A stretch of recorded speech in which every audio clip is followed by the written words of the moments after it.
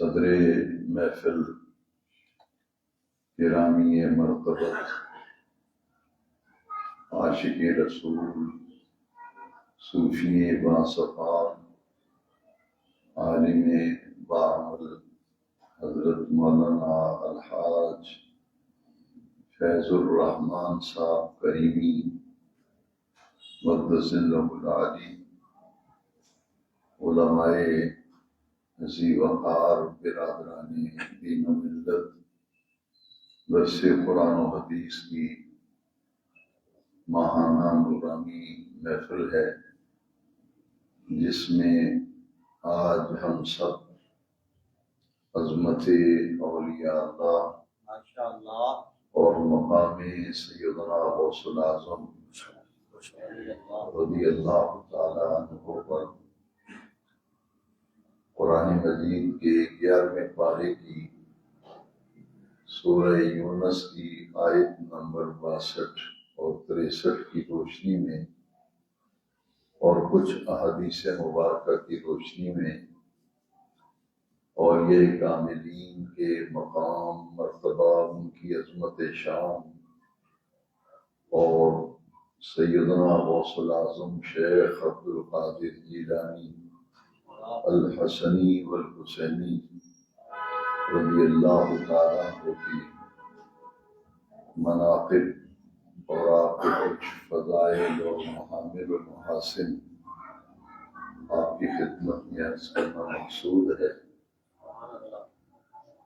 اولاً سب سے پہلے ہم قرآن مجید کی چند آیات کی روشنی میں اولیاء کاملین کی عظمت پر کچھ باتیں سیکھنے اور سمجھنے کی کوشش کرتے ہیں۔ جس آیت کریمہ کی میں نے تلاوت کی، یہ 11ویں پارے میں سورہ یونس کی آیت نمبر 62 ہے، جس میں رب ذوالجلال نے فرمایا الا ان اولیاء اللہ۔ الا کا معنی ہے خبردار، الا کا معنی ہے آگاہ ہو جاؤ، اور الا کا معنی ہے غور سے سنو اور سمجھو۔ ان اولیاء اللہ، بلا شبہ جو اللہ کے ولی ہیں، اللہ کے دوست ہیں، اللہ کے محبوب ہیں، لا خوف علیہم، ان پر کسی قسم کا خوف نہیں، ولا هم یحزنون، اور انہیں کسی قسم کا غم نہیں ہوگا۔ الذین آمنوا، یہ وہ لوگ ہیں جو ایمان لائے، وکانوا یتقون، اور انہوں نے تقوی پرہیزگاری کی زندگی اختیار کی۔ لہم البشریٰ فی الحیات الدنیا وفی الآخرہ، دنیا کی زندگی میں بھی ان کے لیے خوشخبری، ان کے لیے بشارت ہے، اور آخرت کی زندگی میں بھی ان کے لیے خوشخبری اور بشارت ہے۔ لا تبدیل لکلمات اللہ، اللہ کی باتیں، اللہ کے کلمے تبدیل نہیں ہوتے۔ ذالک هو الفوز العظیم، یہ وہ بہت بڑی کامیابی ہے۔ ان آیات مقدسہ میں اللہ کریم نے اپنے دوستوں کا، اپنے محبوب لوگوں کا ذکر کیا ہے، اور اس کے لیے جو لفظ استعمال کیے ہیں اس آیت کریمہ میں، وہ اولیاء اللہ کا لفظ ہے۔ اولیاء جو ہے یہ ولی کی جمع ہے، ولی واحد ہے، اولیاء اس کی جمع ہے۔ ولی کا معنی ہے دوست، ولی کا معنی ہے محبوب، ولی کا معنی ہے قریب، جن کی عظمت، جن کی شان قرآن کی اس آیت میں بیان کی گئی۔ یہ اللہ تبارک و تعالیٰ کے وہ مقبول اور محبوب بندے ہیں جو اللہ کے قریب بھی ہیں، اللہ کے دوست بھی ہیں، اور اللہ کے محبوب بھی ہیں۔ اللہ کریم نے ان کے مقام کو، ان کی عظمت کو بیان کیا کہ دنیا کی زندگی میں ان پر کسی قسم کا کوئی خوف نہیں، لا خوف علیہم ولا هم یحزنون، اور قیامت کے دن انہیں کسی قسم کا غم نہیں ہوگا۔ اولیاء اللہ، یہ جیسا کہ میں نے عرض کیا، یہ ولی اللہ کی جمع ہے، اور قرآن مجید میں اللہ تبارک و تعالی نے جیسے انبیاء کرام کی عظمت کا تذکرہ قرآن مجید میں فرمایا، اسی طرح رب کریم نے قرآن مجید میں اولیاء کاملین کی عزت، عظمت اور ان کے مقام اور ان کے مرتبے کا ذکر بے نیاز رب نے قرآن مجید میں فرمایا، جن کو اللہ کریم نے نبوت عطا فرمائی، تاج نبوت پہنائے، وہ اللہ کے نبی ہوئے، اور جن کو اللہ کریم نے ولایت کا مرتبہ عطا کیا، ولایت کے تاج عطا کیے، ان ہستیوں کو اولیاء اللہ کہتے ہیں۔ نبی بھی اللہ کی بارگاہ کے مقرب ہوتے ہیں، محبوب ہوتے ہیں، مقبول ہوتے ہیں، اور ولی بھی اللہ کی بارگاہ کے محبوب بھی ہوتے ہیں، مقرب بھی ہوتے ہیں اور مقبول بھی ہوتے ہیں۔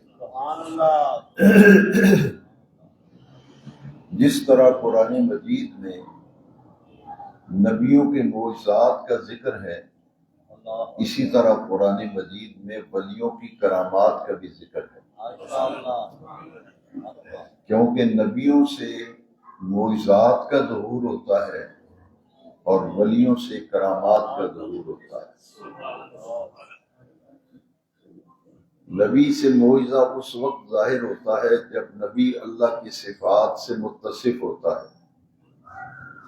اللہ کی صفات کا ظہور جب نبیوں سے ہوتا ہے تو پھر نبیوں سے معجزات ظاہر ہوتے ہیں، اور اللہ کی صفات کا ظہور جب ولیوں سے ہوتا ہے تو پھر ان سے کرامات کا ظہور ہوتا ہے۔ معجزہ اور کرامت کا یہی فلسفہ ہے کہ معجزہ اور کرامت ایک ہی چیز کے دو نام ہیں۔ جو کام نبی سے ظاہر ہو جائے اسے معجزہ کہتے ہیں، وہی کام اگر ولی سے ظاہر ہو تو اسے کرامت کہتے ہیں۔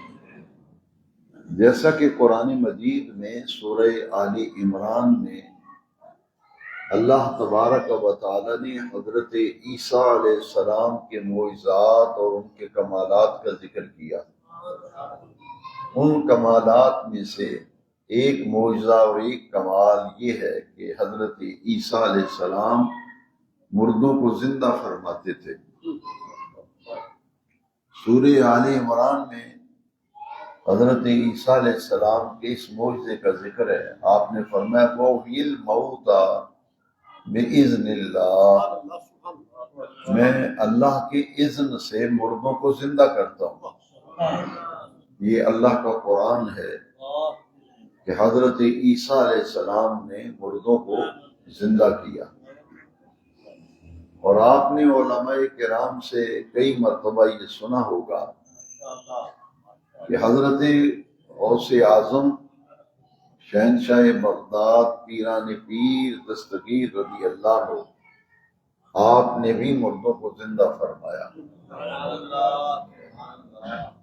مشہور روایت ہے جس کو بہت سے تذکرہ نگاروں نے اپنی کتابوں میں لکھا کہ بغداد مقدس میں ایک عیسائی پادری تھا جو بازار میں آیا اور مین چوک میں جگہ پہ کھڑے ہو کے اس نے مسلمانوں کو چیلنج کیا اور للکارا کہ مسلمانوں، تمہارے قرآن میں لکھا ہے سورہ آل عمران میں کہ ہمارے پیغمبر عیسیٰ مردوں کو زندہ کرتے تھے، یہ تمہارے قرآن میں لکھا ہے۔ عیسائی پادری کہہ رہا ہے کہ تمہارا قرآن گواہی دے رہا ہے، گواہ ہے تمہارا قرآن کہ پیغمبر ہمارے ہیں عیسیٰ، اور ان کے ہاتھوں مردے زندہ ہوتے تھے، وہ مردہ زندہ کرتے تھے۔ اس نے اس آیت کریمہ کے ان لفظوں کی بھی تلاوت کی وَأُحْيِي الْمَوْتَىٰ بِإِذْنِ اللہ، میں مردوں کو زندہ کرتا ہوں اللہ کے اذن سے۔ تو عیسائی پادری نے جو چیلنج کیا، وہ سوال کیا، وہ یہ تھا کہ مسلمانوں بتاؤ، کیا تمہارے پیغمبر نے بھی، تمہارے نبی نے بھی کبھی کسی مردے کو زندہ کیا؟ یہ ایک بہت بڑا چیلنج تھا، ایک بہت بڑی بات تھی جو سرعام مسلمانوں کو للکار کے عیسائی پادری کہہ رہا تھا۔ لوگ اکٹھے ہو کے حضرت غوث اعظم کے پاس آئے رضی اللہ تعالیٰ اور آپ سے آ کر کے کہا کہ ایک عیسائیوں کا مذہبی رہنما ہے اور وہ یہ کہہ رہا ہے کہ تمہارے قرآن میں حضرت عیسیٰ علیہ السلام کے معجزات بیان ہوئے، ان میں ایک معجزہ یہ ہے کہ ہمارے پیغمبر عیسیٰ مردے زندہ کرتے تھے۔ تو وہ کہہ رہا ہے کہ بتاؤ کیا تمہارے نبی نے بھی کوئی مردہ زندہ کیا ہے؟ حضرت غوث اعظم رضی اللہ عنہ، سیدنا عبد القادر جیلانی رضی اللہ عنہ لوگوں کی بات سن کر فرمایا چلو ہم اس سے جا کے بات کرتے ہیں۔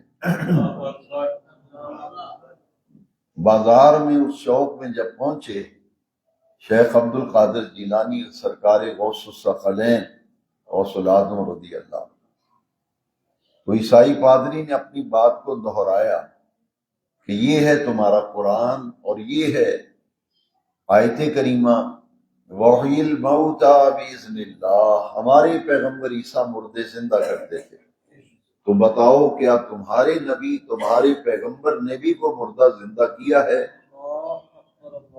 میرے غوث العظم شہنشاہ بغداد نے جب یہ بات سنی تو آپ نے فرمایا کہ یہ کام اگر عبد القادر کر کے دکھا دو،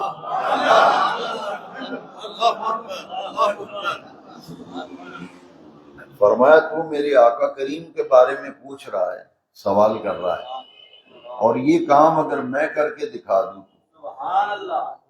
تو عیسائیوں کا مذہبی رہنما، ان کا پادری، وہ حیران و پریشان ہو گیا۔ اس نے کہا آپ یہ کام کریں گے؟ فرمایا ہاں میں یہ کام کروں گا، اور کون کرے گا؟ یہ کام نہیں کروں گا، مردوں کو زندہ میں کروں گا۔ چنانچہ بغداد شریف میں ایک قدیمی قبرستان تھا پرانا، پادری وہاں چلا گیا اور غوث العظم بھی تشریف لے گئے ساتھ، مسلمانوں کا ایک جمع غفیر تھا۔ تو عیسائی پادری نے قبرستان میں جو سب سے بوسیدہ قبر تھی، پرانی قبر گری ہوئی، اس پہ جا کے ہاتھ رکھا، کیونکہ غوث اعظم نے فرمایا کہ قبر کا تم نے بتانا ہے، جس قبر کی طرف تم اشارہ کرو گے کہ اس قبر والے کو زندہ کرو تو میں اس کو زندہ کرتا ہوں۔ وہ سیدھا پرانی سی قبر پہ جا کے اس نے ہاتھ رکھا اور کہتا ہے کہ اس قبر والے کو زندہ کرے۔ شیخ عبد القادر جیلانی غوث الثقلین رضی اللہ عنہ نے فرمایا کہ صرف زندہ کر دوں یا کہ اس کا جو دنیا میں پیشہ تھا، جو کام کاروبار کرتا تھا، وہ کام کرتا ہوا اپنی قبر سے باہر آئے۔ اس نے کہا یہ تو اس سے بھی تعجب خیز بات ہے، یہ تو سونے پہ سہاگا ہے کہ اگر زندہ بھی کر دیں، اور جو اس کا شغل تھا یعنی پیشہ تھا دنیا میں، جو کام کرتا تھا، وہ کام کرتا ہوا قبر سے باہر آئے۔ سیدنا غوث العظم رضی اللہ عنہ نے قصیدہ غوثیہ میں فرمایا ہے، یہ خود غوث العظم کا اپنا قول ہے، فرماتے ہیں وَلَوْ أَلْقَيْتُ سِرِّي فَوْقَ مَيْتٍ لَقَامَ بِقُدْرَةِ الْمَوْلَى تَعَالَى۔ وَلَوْ أَلْقَيْتُ سِرِّي فَوْقَ مَيْتٍ، اگر میں کسی مردے پر اپنی ولایت کی تجلی ڈالوں، لَقَامَ بِقُدْرَةِ الْمَوْلَى تَعَالَى، تجلی میری ولایت کی ہوگی جو میں مردے پہ ڈالوں گا، وہ میرے رب کریم کے حکم سے زندہ ہو کر کھڑا ہو جائے گا۔ لقام بقدرۃ المولا تعالی ولو القیت سری فوق میت لقام بقدرۃ المولا تعالی۔ اس قبر پر میرے غوث العظم نے اپنے ولایت کی تجلی ڈالی اور قبر شک ہوئی. قبر جب کھل گئی تو وہ قبر والا سارنگی بجاتا ہوا قبر سے باہر آ گیا. قبر سے باہر جب آیا زندہ ہو گیا، سارنگی بجا رہا ہے. وہ ہجوم دیکھ کر گھبرا گیا. اس نے کہا کیا قیامت آ گئی ہے؟ غوث اعظم نے فرمایا نہیں، قیامت نہیں آئی، کرامت آئی. قیامت نہیں آئی، یہ تو کرامت آئی. وہ عیسائی پادری نے کہا تھا کہ مردے کو آپ زندہ کریں گے، فرمایا میں ہی زندہ، اور کون کرے گا، میں ہی کروں گا. آپ نے فرمایا اچھا زندہ ہی کروں یا جو کام کرتا تھا وہ کرتا، وہ قبر سے باہر. وہ جو زندہ ہوا نا مردہ، اس نے پتہ کیا کہا؟ اس نے کہا کہ میں حضرت داؤد علیہ السلام کا امتی ہوں. حضرت داؤد علیہ السلام کا امتی ہوں. سارنگی بجانا میرا پیشہ تھا. میں شادیوں پہ سارنگی بجاتا تھا. جو انعام کے نام ملتا تھا اس سے میں زندگی کے دن گزارتا تھا. بال بچوں کا پیٹ پالتا تھا، یہ میرا پیشہ تھا. میں شادیوں بیاہوں پہ کسی کے یہاں بچہ پیدا ہوتا تھا، اس کے دروازے کے آگے سارنگی بجا کر مبارک دیتا تھا. جو انعام ملتا تھا اس سے میں بچوں کا پیٹ پالتا. یہ میرا پیشہ تھا. اب وہ عیسائی پادری نے جب دیکھا کہ میرا مطالبہ تو یہ تھا کہ تمہارے نبی نے بھی کوئی مردہ زندہ کیا ہے، تو یہ کام تو حضور کی امت کے ایک ولی نے کر دیا ہے. حضور کی امت کے ایک ولی نے کیا ہے. اور ولی بھی وہ جو مادرزاد ولی ہے، اور ولی بھی وہ جو والد ماجد کی طرف سے حسنی سید ہے، والدہ ماجدہ کی طرف سے حسینی سید ہے.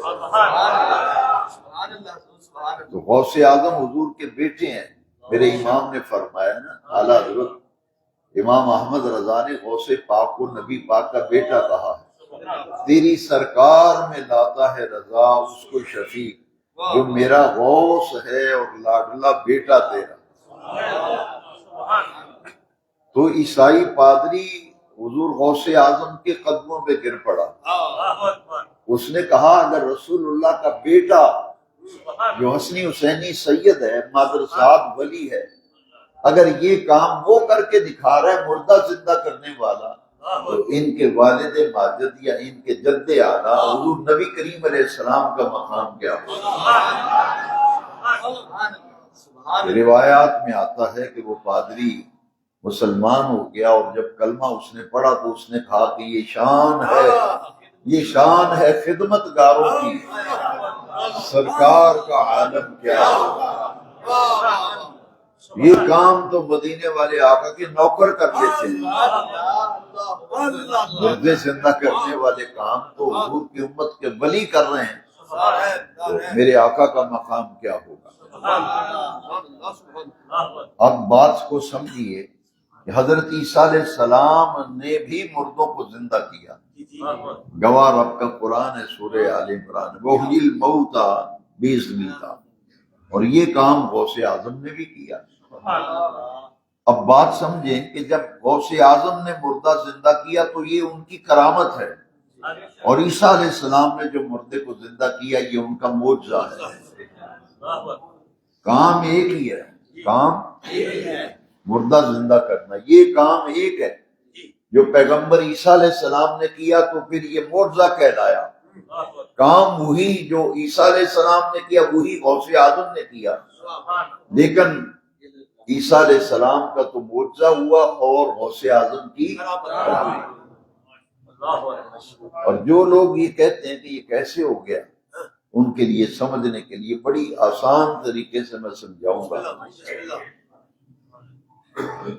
قدرت خدا کی، مردے زندہ کرنا قدرت، شان خدا کی، قدرت بھی خدا کی، شان بھی اور صفت بھی خدا کی. تین لفظ یاد کر، یہ قدرت بھی خدا کی، صفت بھی خدا کی، شان بھی، اور یہ خدا کی قدرت، خدا کی صفت اور شان جب عیسیٰ علیہ السلام سے ظاہر ہوئی تو انہوں نے مردوں کو زندہ کیا. اور غوث پاک سے جب رب کی قدرت و شان و صفت ظاہر ہوئی تو غوث پاک نے مردوں کو زندہ کیا۔ اب نتیجہ کیا نکلا؟ یہی تو عقیدہ توحید ہے، یہی تو عقیدہ ہے بھئی قدرت خدا کی ہے، صفت خدا کی ہے، کبھی نبیوں سے ظاہر ہوتی ہے، کبھی ولیوں سے ظاہر ہوتی ہے۔ شان خدا کی، صفت خدا کی، قدرت خدا کی، کبھی نبیوں سے ظاہر ہوتی ہے، کبھی جس طرح قرآن نبیوں کی شان بیان کر رہا ہے، اسی طرح قرآن ولیوں کی شان بیان کر رہا ہے۔ فلسفہ یہ ہے کہ ولی اس وقت تک ولی نہیں بنتا، ولی اس وقت تک ولی، کوئی ولی مقام ولایت پر اس وقت تک فائز نہیں کیا جاتا، کوئی ولی اس وقت تک ولی نہیں بنایا جاتا جب تک وہ اللہ کی صفات سے متصف نہ ہو۔ اللہ کی صفات سے جب تک متصف نہ ہو تو نبی ہے یارو، ولی نہیں بنتا جب تک اللہ کی صفات کا مظہر نہ بنے۔ پوری بات کو سمجھانے کے لیے مجھے ایک اور حدیث شریف کا سہارا لینا پڑ رہا ہے۔ نبی کریم علیہ السلام نے فرمایا، یہ بات تو آپ نے سمجھ لی نا کہ صرف خدا کی ہے، کبھی نبیوں سے ظاہر ہوتی ہے، کبھی ولیوں سے۔ نبی کریم علیہ السلام نے صحابہ کا بھرا مجمع تھا، تو حضور نے فرمایا اللہ سبحانہ و تعالیٰ کی 360 صفتیں ایسی ہیں، ان 360 صفات الہیہ میں سے ایک صفت بھی کسی بندے میں پائی جائے تو وہ بغیر حساب و کتاب کے جنت میں جائے گا۔ کتنی صفتیں اللہ کی؟ 360 اللہ کی صفات ایسی ہیں، ان 360 صفتوں میں سے ایک صفت بھی کسی بندے میں پائی جائے تو اس کا مقام اتنا اعلیٰ اور عرفہ ہے کہ وہ بغیر حساب کتاب کے جنت میں جائے گا۔ ایک صفت، 360 صفتوں میں سے صرف ایک صفت پائی جائے، وہ بغیر حساب کتاب کے جنت میں جائے گا۔ تو صحابہ کا مجمع تھا نا، اسی میں حضرت ابو بکر صدیق بھی بیٹھے ہوئے تھے۔ اکیلے صدیق اکبر اٹھ کے کھڑے ہو گئے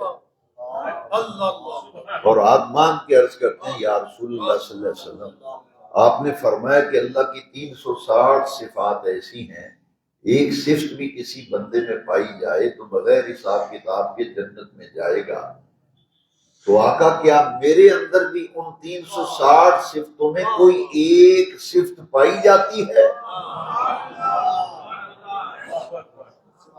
ان 360 صفتوں میں سے کوئی ایک صفت بھی میرے اندر پائی جاتی ہے؟ صفدرآباد والو میرے آقا مسکرائے، مسکرا کے فرمایا، ابو بکر اللہ کی عزت کی قسم، تیرے اندر پوری کی پوری 360 صفات پائی جاتی ہیں۔ نعرہ تکبیر، نعرہ رسالت، نعرہ تحقیق، نعرہ حیدری، نعرہ غوثیہ، عظمت و شان اولیاء۔ اللہ کے ولیوں میں اور عام بندوں میں بڑا فرق ہے۔ یہ بڑی بے وقوفانہ بات ہے، کوئی بے وقوفی یہ بات کہہ سکتا ہے کہ ولی بھی تو ہماری طرح کا بندہ ہے نا، بھائی تیرے اندر کوئی ایسی خوبی پائی نہیں جاتی، لیکن ان کے اندر وہ تو اللہ کی صفات سے متصف ہو چکے ہیں۔ اب صدیق اکبر کے مقام کو دیکھیں نا، وہ تو پوچھ رہے ہیں کہ کوئی ایک صفت میرے اندر بھی ہے، پوچھا تو ایک صفت کا ہے، صفتیں 360 ہیں، ایک بھی پائی جائے تو بغیر حساب کے جنت۔ تو پوچھتے ہیں حضور میرے اندر بھی پائی جاتی؟ فرمایا پوری کی پوری 360 صفتیں پائی جاتی۔ کیا مقام ہوگا سیدنا صدیق اکبر رضی اللہ عنہ۔ بھائی عام بندے میں اور ولی میں اتنا فرق ہے جتنا زمین اور آسمان کا فرق ہے۔ کہاں زمین اور کہاں آسمان۔ تو زمین پہ رینگتا پھرتا ہے، مقابلہ عرش پہ رہنے والوں سے کرتا ہے۔ اللہ اکبر، اولیاء اللہ کی ارواح جو ہے وہ سیر کرتی ہیں۔ سبحان اللہ، تاریخ تصوف پڑھو نا اولیاء کے بعد، ماشاء اللہ، شہباز لامکانی ایسے ہی کہہ دیا ہے۔ اولیاء اللہ کو شہباز لامکانی ایسے کہہ دیا ہے۔ ان کی روح کی پرواز ہوتی ہے اور کہاں تک جاتی ہے۔ حضرت نقشبندیوں کے مقتدا حضرت مجدد الفسانی علیہ الرحمہ فرماتے ہیں، میں نے اپنے بیٹوں کے استاذ کے پیشانی پر جو شقی لکھا دیکھا تو میں نے کہا میں نے اس استاذ کے پاس بچے پڑھنے کے لیے داخل کروائے ہیں لیکن اس کی پیشانی پہ شقی لکھا ہے، بدبخت۔ فرماتے ہیں میں نے لوح محفوظ پہ نظر ڈالی تو ان ولیوں سے منہ لگتا ہے جن اولیاء کاملین کا یہ مقام ہے کہ وہ یہاں بیٹھ کر لوح محفوظ پہ نظر ڈالتے ہیں۔ فرمایا میں نے لوح محفوظ پہ دیکھا تو یہ قضائے مبرم تھی اور قضائے مبرم تو بدلتی نہیں۔ فرماتے ہیں میرے دل میں بیٹھے خیال آیا کہ حضور کی امت میں ایک شخص ایسا ہے غوث اعظم عبد القادر جیلانی، اگر وہ قضائے مبرم کے بارے میں بھی ہاتھ اٹھا دیں اور دعا مانگ دیں تو بے نیاز رب ان کے ہاتھوں کو خالی نہیں لوٹاتا، ان کی دعا سے بے نیاز رب قضائے مبرم بھی بدل دیتا ہے۔ مجدد پاک نے دعا مانگی کہ بے نیاز رب غوث اعظم کی اس دعا کی تیری بارگاہ میں وسیلہ پیش کرتا ہوں، میرے بیٹوں کے استاذ کی شقاوت کو سعادت میں بدل دے۔ فرماتے ہیں جب دعا مانگی تو میں نے لوح محفوظ پہ نظر ڈالی، بے نیاز رب نے شکی مٹا کر وہاں شہید لکھ دیا۔ اچھا یہ عجیب بات ہے، لوگ قرآن حدیث نہ پڑھتے ہیں نہ سنتے ہیں، ذاتی تبصرے کرتے ہیں۔ یہ بات جو میں نے بیان کی ہے یہ تو قرآن میں لکھی ہے، کہاں لکھی ہے؟ آیت کریمہ سن لو، یمحو اللہ ما یشاء ویثبت عندہ ام الکتاب، لکھتا بھی خدا ہے مٹاتا بھی خدا ہے۔ یمحو اللہ ما یشاء، اللہ جو چاہے مٹا دے، تقدیر میں دعا کریں صدقہ دیں، تقدیر اللہ بدلتا ہے، مٹاتا بھی خدا ہے، وہ یثبت لکھتا بھی خدا ہے، اندہ ام الکتاب، ام الکتاب کا وہی مالک ہے۔ لہذا بندے رب دے دعا کر کے تقدیر بدل دیتے، بندے رب دے دعا کر کے تقدیر بدل دیندے، لکھی ہوئی لوح و قلم والی تحریر بدل دیندے۔ ڈاکٹر اقبال نے بھی کہا، یہ آپ نے اقبال ڈے منایا نا 9 نومبر کو، صرف ڈے ہی منانا ہے یا ان کی اس کے نظریات بھی دیکھو نا اقبال کے نظریات کیا ہیں۔ اقبال کہتے ہیں یہ 9 نومبر کو ان کا اقبال ڈے منایا لیکن نظریات ان کے نہیں رکھتے، ڈے مناتے ہیں۔ اقبال کہتے ہیں نگاہ مرد مومن سے بدل جاتی ہے تقدیریں، یہ کہتے ہیں ولی کر کچھ نہیں سکتا۔ بھائی جن کا دن مناتے ہو اقبال ڈے 9 نومبر کو، وہ کیا کہتے ہیں؟ فرماتے ہیں نگاہ مرد مومن سے بدل جاتی ہیں تقدیریں، جو ہو ذوق یقین پیدا تو کٹ جاتی ہیں زنجیریں۔ مرد مومن کی نگاہ ہو جائے تو تقدیر بدل جاتی ہے۔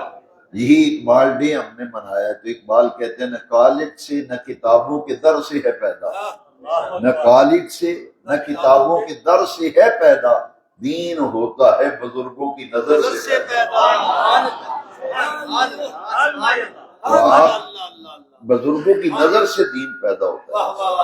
وہی اقبال کہتے ہیں کہ تمنا درد دل کی ہو تو کر خدمت فقیروں کی، نہیں ملتا یہ گوہر بادشاہوں کے خزینوں، نہ پوچھ ان خرقہ پوشوں کی ارادت ہو تو دیکھ ان کو ید بیضا لیے بیٹھے ہیں اپنی آستین۔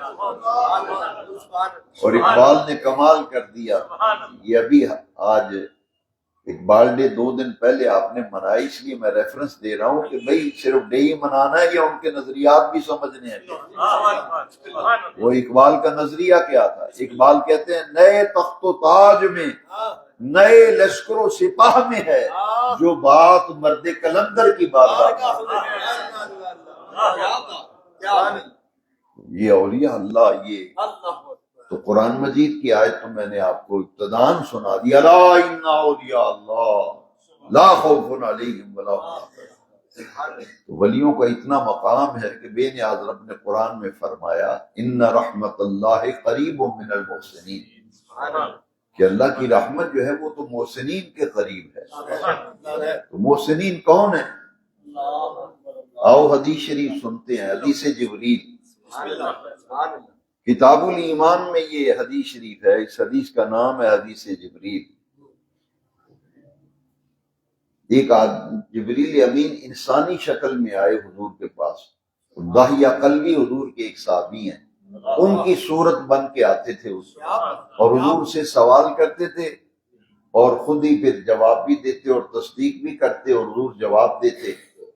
تو وہ پھر لوگ حیران ہوتے تھے کہ یہ عجیب آدمی ہے، سوال بھی کرتا ہے، حضور جب جواب دیتے ہیں پھر تصدیق بھی کرتا ہے۔ وہ سوال کر کے جب چلے جاتے تو حضور فرماتے جانتے ہو یہ کون تھا؟ یہ سوال کرنے والا کون تھا؟ صحابہ کہتے حضور یہ داہیہ قلبی تھا۔ یہ تو صحابی داہیہ قلبی تھا، حضور فرماتے نہیں یہ جبریل امین۔ اچھا، نوری مخلوق ہو کے لباس بشریت میں آ رہا ہے جبریل۔ بھائی بتاؤ، جبریل داہیہ قلبی صحابی کی شکل و صورت بن کے آئے، ان کی نورانیت میں فرق آیا ہے کوئی؟ بھائی اگر جبریل نوری مخلوق ہو کر لباس بشریت میں آئے تو اس کی نورانیت میں فرق نہیں پڑا، تو میرے آقا اگر لباس بشریت میں آئے تو حضور کی نورانیت میں کوئی فرق نہیں ہے۔ اب وہ جبریل داہیہ قلبی کی شکل بن کے بیٹھا ہے تو حضور سے سوال کیا کہ مل احسان یا رسول اللہ، یہ جو قرآن کی آیت میں نے سنائی نا، ان رحمت اللہ قریب من المحسنین، کہ اللہ کی رحمت محسنین کے پاس ہے، محسنین احسان والے۔ اب احسان کیا ہے؟ جبریل لباس بشریت میں ہے، داہیہ قلبی کی صورت میں ہے، سوال کر رہا ہے مل احسان یا رسول اللہ، حضور احسان کیا ہے؟ نبی کریم علیہ السلام نے فرمایا ان تعبد اللہ کأنک تراہ فإن لم یکن فإنہ یراک، تو اللہ کی عبادت اس طرح کر کہ تو اللہ کو دیکھ رہا ہے،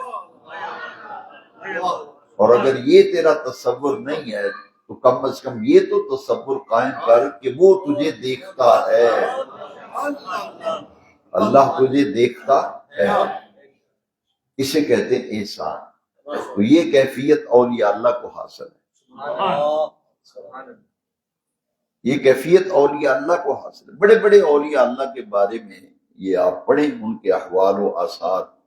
نماز جب شروع فرماتے تھے کہتے تھے منہ طرف کعبہ شریف، جب تک کعبۃ اللہ نظر نہیں آتا تھا نماز شروع نہیں کرتے تھے۔ ان کی نگاہ سے پردے اللہ اٹھا دیتا ہے۔ حضرت داتا گنج بخش علیہ رحمہ سے جب کچھ مولویوں نے ٹکر لی تھی اور کہا تھا کہ ان کی مسجد کا تو قبلہ ہی صحیح نہیں، اصل میں مولویوں کو حسد ہو گیا تھا، سڑ بل گئے، لوس گئے تھے کہ جب سب لوگ داتا کی طرف جا رہے ہیں تو ہمیں تو کوئی پوچھتا نہیں، ہمیں کوئی پوچھتا ہی نہیں۔ تو انہوں نے کہا کہ تسی ایویں ہی اتھے جا کے نمازاں پڑھ دو، اس مسجد کا قبلہ ہی صحیح نہیں۔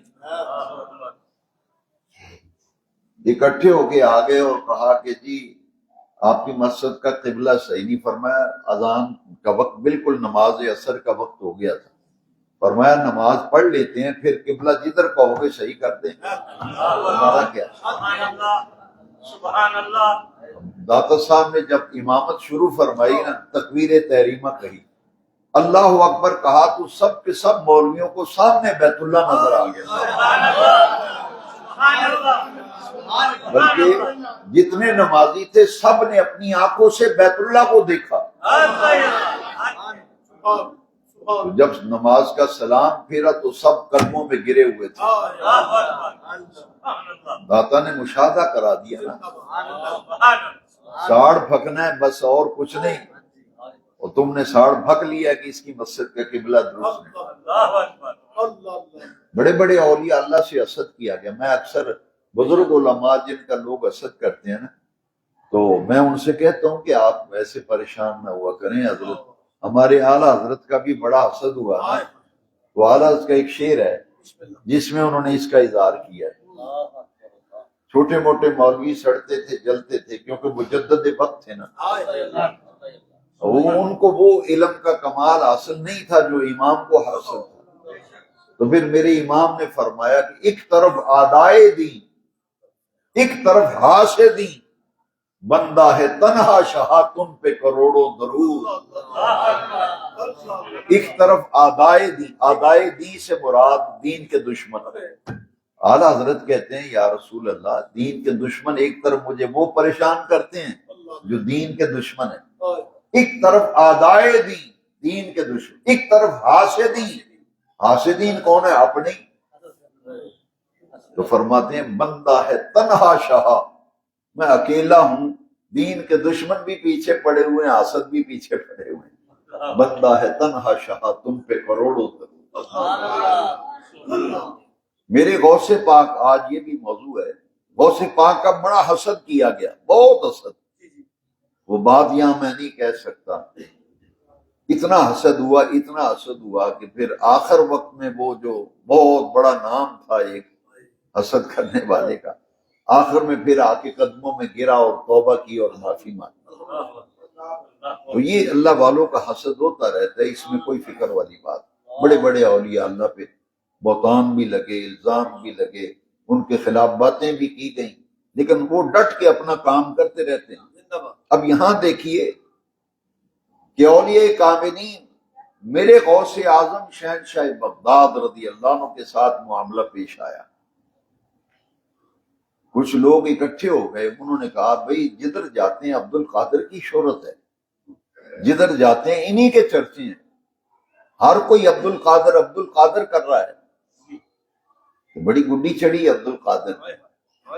وہ ایک اللہ والا وہاں بیٹھا تھا، انہوں نے سن لیا کہ یہ اندر سے مخالف ہیں، حسد کرتے ہیں غوث اعظم کا. کہتے ہو دی بڑی گڈی چڑھی، پتہ نہیں کی گل ہے. تو انہوں نے فرمایا تم زمین پہ چرچے دیکھ رہے ہو، تم عبد القادر کے چرچے زمین پہ دیکھ رہے ہو، میں زمین سے بڑھ کر عرش پہ عبد القادر کے چرچے دیکھ رہا ہوں. زمین سے زیادہ تو عرش پہ عبد القادر کے چرچے. پھر آپ نے اسی لیے فرمایا نا کہ میرا مرید مشرق میں ہو اور میں مغرب میں ہوں، وہ مجھے مدد کے لیے پکارے تو میں مشرق سے مغرب اس کی مدد کے لیے آتا ہوں. یہاں بھی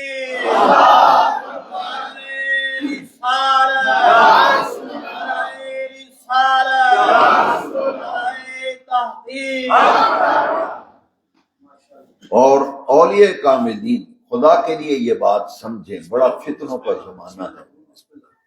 میں اسی لیے زیادہ تر قرآن اور حدیث ہی پیش کرتا ہوں، دوسری کتابوں کے حوالے میں بہت کم دیتا ہوں، بلکہ دینے بند کر دیے. بھئی جب قرآن شریف میں ساری باتیں موجود ہیں تو میں اس لیے دعوت دیتا ہوں آپ سب کو، ہر مہینے یہاں آتا ہوں صرف اسی لیے کہ خدا کے لیے اللہ کے قرآن کو دیکھیں یہ کیا کہتا ہے. آپ کہتے ہیں نہیں مرزا یہ کہتا ہے، جیل بھی کہتا ہے، فلانا کہتا ہے. میں کہتا ہوں اللہ یہ کہتا ہے. تم مرزے کو لیے جی مرزا یہ کہتے ہیں، جیل میں یہ کہتے ہیں. میں آپ کو قرآن پیش کرتا ہوں، آپ میرے مقابلے میں جیلمی کو لے آ رہے ہیں. میں تو قرآن پیش کر رہا ہوں. بڑے غور سے یہ بات سننا، جتنی بھی غلط فہمی ہیں اللہ رسول کے فضل و کرم سے، بزرگوں کے دم قدم سے سب دور ہو جائیں. اصحاب کہف قرآن کے اندر سورہ کہف ہے، اور یہ حضرت تشریف فرما ہے عیدگاہ شریف، ماشاءاللہ ایک بہت بڑا آستانہ ہے. جتنے اولیاء اللہ ہیں، عیدگاہ شریف، گورڈا شریف، سیال شریف، شرف شریف، سب اولیاء کہتے ہیں کہ جمعے کے دن سورہ کہف کی تلاوت کیا کرو. اس میں بے شمار برکتیں، رزق کی برکت، عمر کی برکت، خیر ہی خیر. علی پور شریف والے حضرت صاحب آج بھی ان کا جو صاحب سجادہ ہوتا ہے، وہ جمعے کی نماز سے جب فارغ ہو جاتے ہیں اس وقت تک مریدوں سے ملاقات بند رکھتے ہیں. پہلے کمرہ بند کر کے سورہ کاف کی تلاوت کرتے ہیں، جب تلاوت مکمل ہو جاتی پھر مریدوں سے ملتے ہیں، اور میں تھوڑے کو ہاتھ چماندا رہا تو میری تو سورہ کاف رہے گی، پھر وہ آنے تسے پاویں راضی ہو پاویں ناراض ہو ایتھے بہ جاؤ، میں بوا بند کرنے لگا تو پڑھن لگا سورہ کہف، مینوں وظیفہ کر لینا دو تو پھر میں تھوڑے نال ملاقات کراں، آج وہ بھی پابندی کر۔ اس سورہ کہف کو ذرا دیکھیں نا، اللہ کریم نے اصحاب کہف کا ذکر قرآن میں کیا، اصحاب کہف اللہ کے ولی تھے، سبحان اللہ، یہ ہجرت کر گئے تھے، عیسائی بادشاہ بڑا ظالم تھا اور اپنا ایمان بچا کر اس ملک کو چھوڑ کر دوسرے ملک میں ہجرت کر کے جا رہے تھے، جب یہ چلے تو ان کے ساتھ ساتھ ان کا کتا بھی چل پڑا، ولی ہیں جا رہے ہیں ساتھ ان کا، یہ جو جیل میں کہتے ہیں بابے تشائی کوئی نہیں، معاذ اللہ، میرے نوجوان بھائی، میرے بیٹے، مجھے تیری آخرت بڑی عزیز ہے، یہ کہتا ہے بابے شے کوئی نہیں، تو میں قرآن پیش کر رہا ہوں، میرے بیٹے میرے بھائی، بے نیاز رب تو اس کتے کا ذکر کر رہا ہے جو ولیوں کے ساتھ آیا، تو کہنا ہے بابے شے کو نہیں، قرآن دس دے کتا بڑی شے ہے،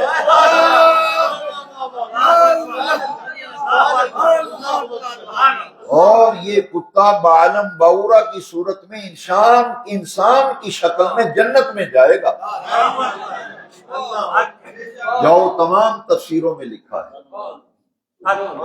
کتے کو اللہ انسان کی صورت بنائے گا اور انسان کا نام بھی بتایا تفسیر بعلم بعورا، اس کی شکل میں یہ جنت میں جائے گا۔ کتا تو نجس نہیں ہے، پلید ہے نا، نجس ناپاک، اچھا کتا بھی کوئی ایسی شے ہے کہ اس کا ذکر قرآن میں ہے؟ پھر نوجوان تو مرزے کو سن کے کہتے ہیں بابے تشائی کوئی نہیں، بھائی کتا نجس ہے، ناپاک ہے، بے نیاز رب نے قرآن میں اس کتے کا بار بار ذکر کیا جو گلیوں میں آوارہ کتا نہیں، وہ تو ولیوں کا کتا ہے،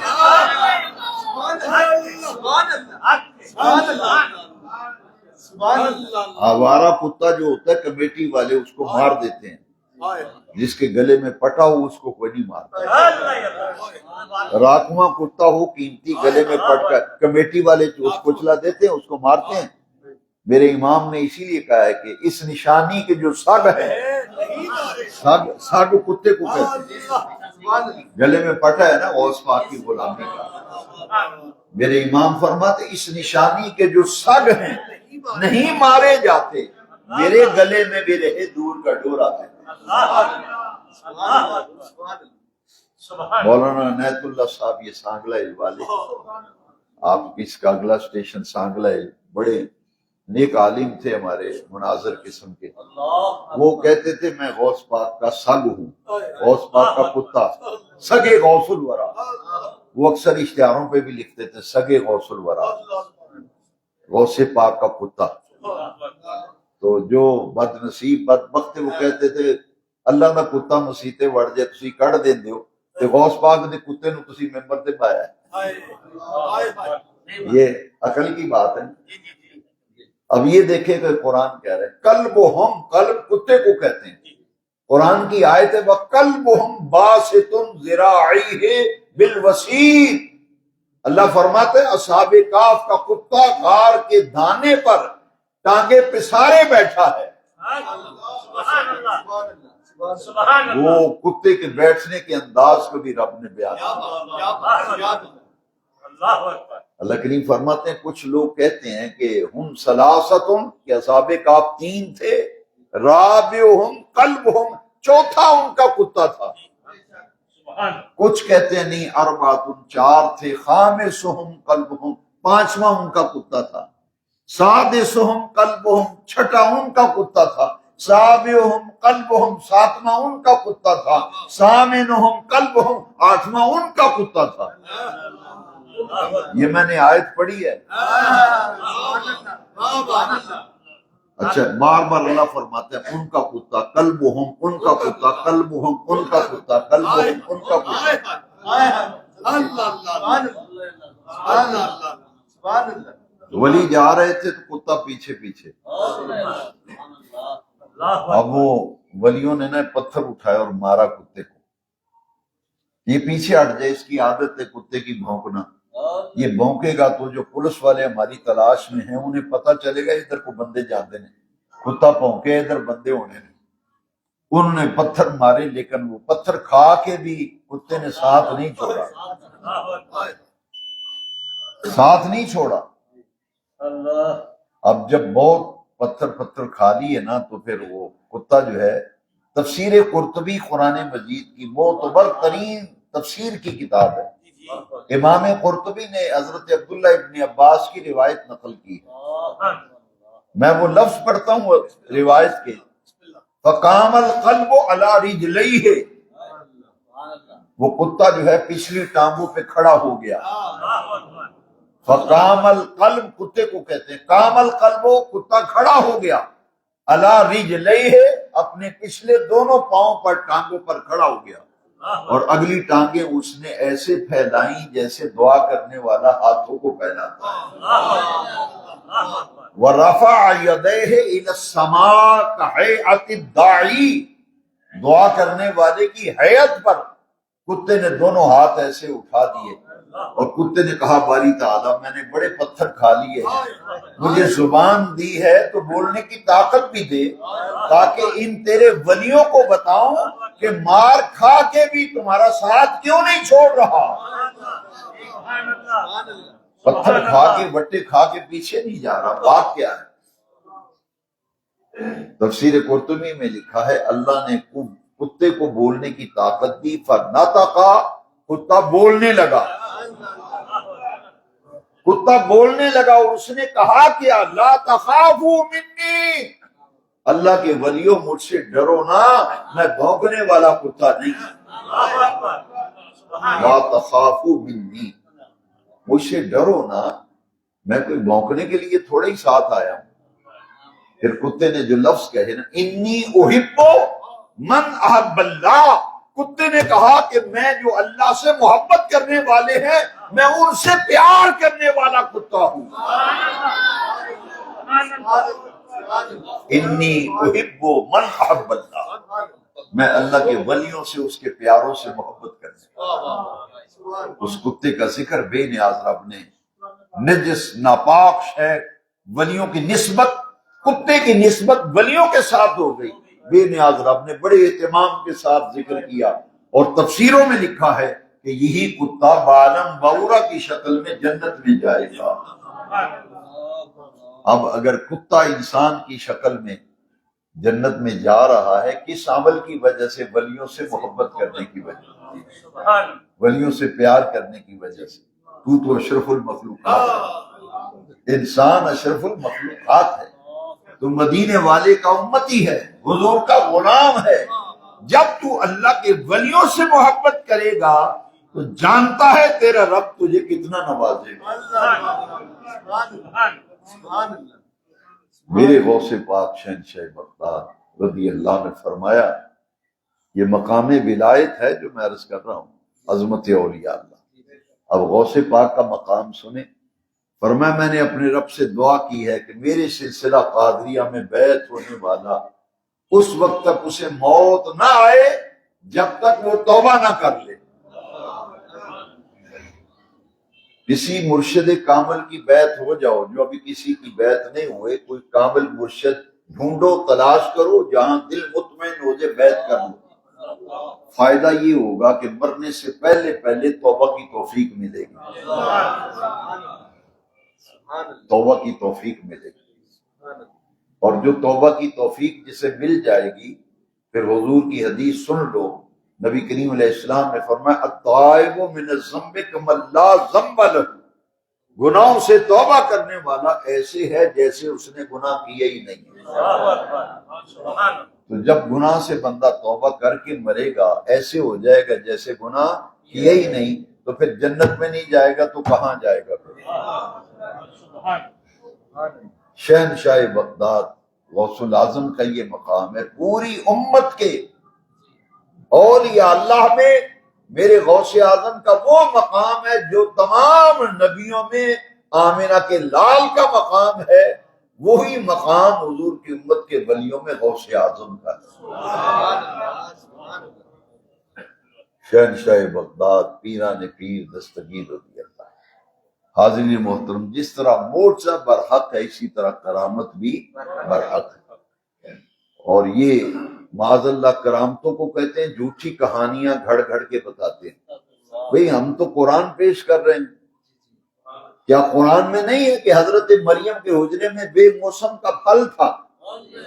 تو حضرت زکریا علیہ السلام نے پوچھا حضرت مریم سے کہ اے مریم، تالا لگا ہوا ہے، چابی میری جیب میں ہے، تیرے کمرے میں یہ پھل کیسا ہے؟ اور پھل بھی بے موسم کا ہے۔ حضرت مریم نے کیا کہا؟ اللہ کا قرآن کہتا ہے ہوا من عند اللہ، اور میں یہ کہاں سے پھل ہے؟ یہ میرے اللہ کی طرف سے آیا۔ بے موسم کا پھل حضرت مریم کے کمرے۔ پھر حضرت عیسیٰ علیہ السلام کی جب ولادت ہوئی، میلاد عیسیٰ قرآن میں ہے، میلاد ہوا حضرت عیسیٰ کا، قرآن میں لکھا ہے کہ حضرت مریم بغیر باپ کے حضرت عیسیٰ کی پیدائش ہوتی ہے، کوئی نرس نہیں، کوئی لیڈی ڈاکٹر نہیں، کوئی دائی نہیں پاس۔ حضرت مریم پریشان ہو گئی کہ عورت بھی پاس کوئی نہیں۔ اللہ کریم نے فرمایا مریم گھبرانے کی ضرورت نہیں، سارا بندوبست ہم نے کیا ہوا ہے۔ اللہ کریم نے فرمایا جب عیسیٰ علیہ السلام کی پیدائش ہو جائے، ولادت ہو جائے، فرمایا یہ جو کھجور کا درخت ہے جس کے تنے کے ساتھ تم بیٹھی ہو، یہی عیسیٰ علیہ السلام کی پیدائش ہوگی۔ جب پیدا ہو جائیں تو اس کھجور کے تنے کو جھٹکا دینا، پکی پکائی کھجوریں تمہاری گود میں گرے گی، ان کھجوروں کو کھانا، اس ندی کا پانی پینا، اور پیدا ہونے والے بیٹے کو دیکھ کر اپنی آنکھوں کو ٹھنڈک پہنچانا۔ حضرت مریم نے دیکھا کہ کھجور کا درخت سوکھا ہوا ہے، اس میں پھل ہی کوئی نہیں، کھجوریں ہی نہیں لگی۔ پریشان ہوئی اور عرض کی باری تعالیٰ اس درخت پہ تو کھجور ہی کوئی نہیں، کیسے گریں گی؟ تو اللہ کریم نے فرمایا اس تنے کو پکڑ کے جھٹکا دینا ہے، وہ اُزِّی اِلَیْکَ بِجِذْعِ النَّخْلِ، اس کھجور کے تنے کو جھٹکا دینا آپ کا کام ہے۔ تو پھر دیکھنا پکی پکائی تازہ لذیذ کھجوریں کیسے ہم آپ کی گود میں گراتے ہیں۔ تُسَاقَطْ عَلَيْكِ رُطَبًا جَنِيًّا، رطباً جنیہ کا معنی ہے پکی پکائی لذیذ اور تازہ کھجوریں۔ آپ صرف کھجور کے درخت کے تنے کو جھٹکا دیں، پکی پکائی لذیذ اور شیریں کھجوریں آپ کی گود میں گریں، اس پہ تو پھل ہی نہیں لگا ہوا۔ حضرت مریم نے کھجور کو ایسے تنے کو پکڑ کے جھٹکا دیا نہ ہلایا، تازہ پکی پکائی کھجوریں آپ کی گود میں گریں۔ آپ نے کھجوریں تناول فرمائی، ندی کا پانی بہ رہا تھا اسے پیا، عیسیٰ علیہ السلام کو دیکھ کر آنکھوں کو ٹھنڈک پہنچی۔ میں نے کئی ڈاکٹر صاحبان سے پوچھا تو مجھے ڈاکٹروں نے بتایا کہ جب بچہ پیدا ہو نا تو جس عورت کے ہاں بچہ پیدا ہو بہترین مقوی غذا کھجور ہے، اس سے بڑھ کر غذا ہی کوئی نہیں۔ کھجور میں اتنی طاقت ہے کہ جس عورت کے ہاں بچہ پیدا ہو اس کو 2-3 کھجوریں صبح دے دو، 2-3 دوپہر کو، 2-3 کھجوریں شام کو دے دو، یہ بہترین مکمل غذا ہے۔ آپ دیکھیں نا کہ اہل عرب کھجور سے ہی روٹی کھاتے تھے، آج بھی بہت سے عربی وہ ایک پیالی لیتے ہیں کھجوروں کی گٹھلیاں نکال کر کھجوریں پیالی میں اس کا سارا گودا جمع کرتے ہیں اور اسی سے روٹی لے کے آتے ہیں، اسی سے کھاتے ہیں۔ عرب لوگ کھجور ہی کھاتے تھے اس زمانے میں، آج بھی عربیوں کے اندر کھجور کا استعمال بہت ہے۔ اب یہ جو بے موسم کے پھل حضرت مریم کے کمرے میں، درخت کے اوپر کھجوریں ہی نہیں، جھٹکا دینے سے کھجوریں گر پڑی۔ قرآن کے اندر حضرت عیسیٰ علیہ السلام کے کمالات، معجزات، حضرت مریم کی کرامات، اسی طرح حضرت سلیمان علیہ السلام کی امت کے ولیوں کی کرامات کا ذکر بھی قرآن میں آیا۔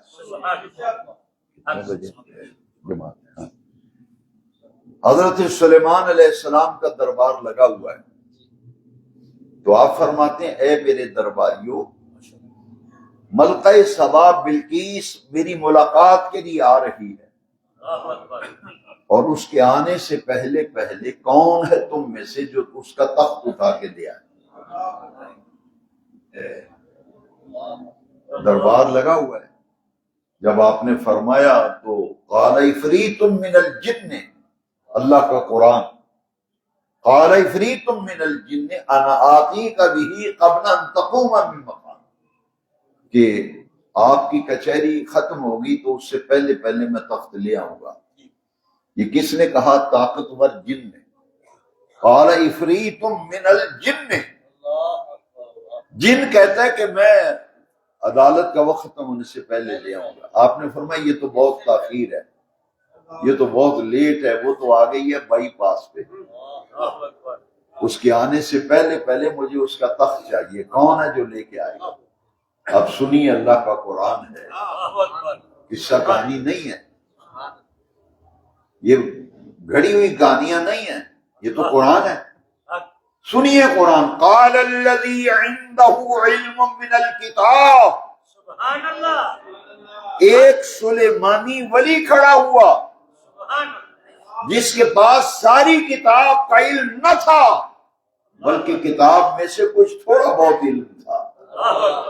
کتاب کون سی تھی؟ زبور، جو حضرت داؤد پہ نازل ہوئی تھی، وہی حضرت سلیمان کی کتاب تھی۔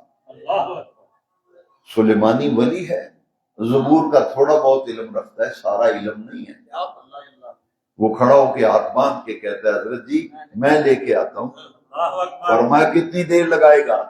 کہتا ہے دیر کس بات کی؟ کہتا ہے دیر شیر کوئی نہیں۔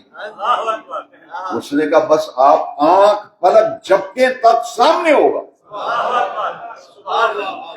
اب پلک جھپنے میں کتنا وقت لگتا ہے؟ قرآن سنیے، قرآن، فلما رآہ مستقرا عنده، حضرت سلیمان نے پلک جھپکی تو دیکھا تخت سامنے پڑا ہوا تھا۔ میرے بیٹے، میرے بھائی، میرے جوان، میرے بزرگ، اللہ کا قرآن ہے۔ فلما رآہ مستقرا عنده، آپ نے آنکھ جھپکی تو تخت سامنے موجود تھا۔ اگر سلیمانی ولی کی روحانی قوت و طاقت کا یہ عالم اور تصرف کا عالم ہے تو پھر غور کرو محمدی ولی کا مقام اور مرتبہ کیا ہوگا۔ پھر محمدی ولی کا مقام چیوٹیوں کی ملکہ دیکھیے، جس طرح انبیاء کی کرامات ہیں، انبیاء کرام کے معجزات ہیں، اسی طرح اولیاء کرام کی کرامات ہیں۔ اولیاء کاملین کی کرامات کا ذکر بھی قرآن میں، انبیاء کے معجزات کا ذکر بھی قرآن میں۔ دیکھیے یہ اللہ کے مقبول ہوتے ہیں، ولی بھی مقبول ہوتے ہیں، نبی بھی مقبول ہوتے ہیں۔ ولی بھی اللہ کی بارگاہ کے محبوب ہوتے ہیں، مقبول ہوتے ہیں، برگزیدہ ہوتے ہیں، نبی بھی برگزیدہ ہوتے ہیں۔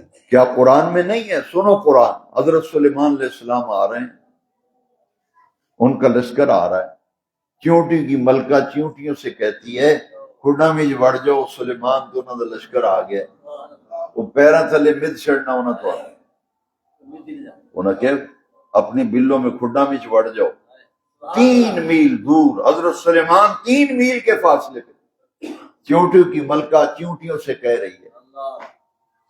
اب سنیے قرآن، 3 میل دور پیغمبر کی قوت سماعت دیکھو۔ اگر سلیمان علیہ السلام کی سننے کی طاقت یہ ہے جو قرآن بیان کر رہا ہے، تو آمنہ کے لال جو سلیمان کے بھی آقا و مولا ہیں، ان کی سماعت کا عالم کیا ہوگا؟ یہ تو حضرت سلیمان کی سماعت سننے کی طاقت قرآن بیان ہے۔ اور 3 میل دور چیونٹیوں کی ملکہ کہتی ہے کھڈا میں بڑھ جاؤ، سلیمان آ رہے تھے، لشکر آ رہے۔ وہ سن کر نہ سنو اللہ کا قرآن، فتبسم ضاحکا من قولها، چیونٹیوں کی ملکہ کی بات سن کر حضرت سلیمان مسکرائے۔ بھائی کیڑی پکڑ کے کسی کے کان میں رکھ دیں کہ 10 کیڑی کی کہندی بتائے گا وہ.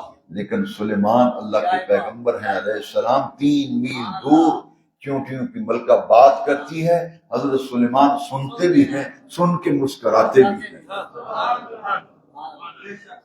وَتَبَسَّمَ ضَاحِكًا مِّن قَوْلِهَا، چونٹیوں کی ملکہ کی بات سن کے مسکرا رہے ہیں. تو قرآن مجید پڑھنے سے آنکھیں روشن ہو جاتی ہیں، آنکھیں روشن ہو جاتی ہیں. بھائی تم ولیوں کو کہتے ہو بابت شیعی کوئی نہیں، قرآن تو یہ کہہ رہا ہے، ان کا مقام یہ ہے، وہاں سے غیر حاضر بھی نہیں ہوا، گیا بھی نہیں، اور تخت اٹھا کر حضرت سلیمان کے سامنے آ کے رکھ دیا. تم انہیں بابا کہتے رہو، لیکن ہم تو وہ قرآن کی بولی بولیں گے، ہم تو بولی بولیں گے جو قرآن کی بولی ہے. الا ان اولیاء اللہ، الا ان اولیاء اللہ، آگاہ ہو جاؤ جو اللہ کے ولی ہیں، لا خوف، ان پر خوف کوئی نہیں، ولا هم يحزنون، انہیں غم کوئی نہیں، الذین آمنوا وکانوا یتقون، یہ وہ لوگ ہیں جو ایمان لائے اور انہوں نے تقوی اختیار کیا.